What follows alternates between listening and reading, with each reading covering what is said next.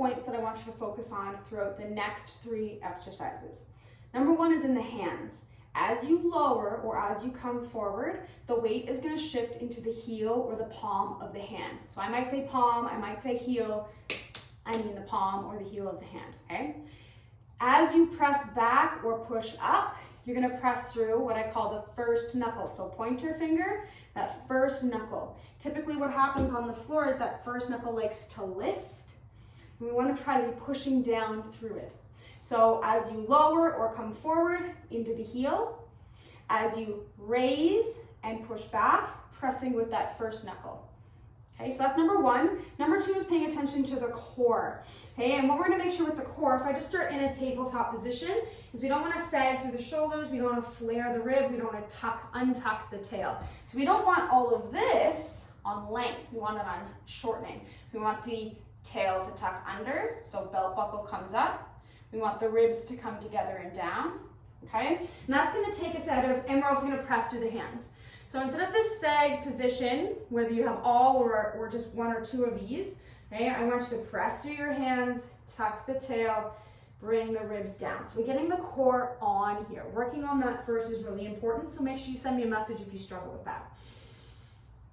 Exercise number 1 is the push-up, knees down push-up to a crouching downward facing dog position. Okay, so I'm gonna actually start in that tabletop. Knees go back just a little bit, keep the core tight, the hands strong. I'm gonna press through the heel of the hand as I lower, the first knuckle as I push up, and the first knuckle as I push my hips back. So some people are gonna get to here, and that's as far as they can go, that's fine. So heel of the hand as I come forward and down, first knuckle as I come up and push back. Feel free to send your hips as far back as you feel comfortable, keeping the core tight. Okay, so heel of the hand, first knuckle. This is the push-up to child's pose. Okay, so we're getting movement through the shoulders, we're practicing keeping the ribs down throughout, and we're keeping our pressure through the proper parts of the hand. Exercise number 2 is a push-up to a hovering tabletop to a crouching downward facing dog. So we're gonna come back to that tabletop position.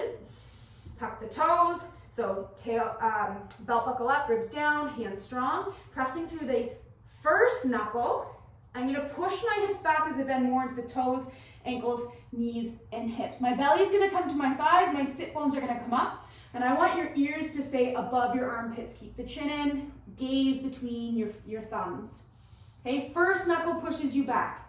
Okay, if you struggle with this, press down through the first knuckle and lift the heel of the hand a little bit so you feel what that feels like. Okay, we're gonna use the feet, pull the body forward. So you can press through the heel of the hand here, keeping the knees bent, press through the first knuckle, crouching down dog. Breathing in, coming forward, heel of the hand. Breathing out, first knuckle, ribs down, crouching down dog. One more time, coming forward, and coming back. Okay, so that's the hovering tabletop to crouching down dog.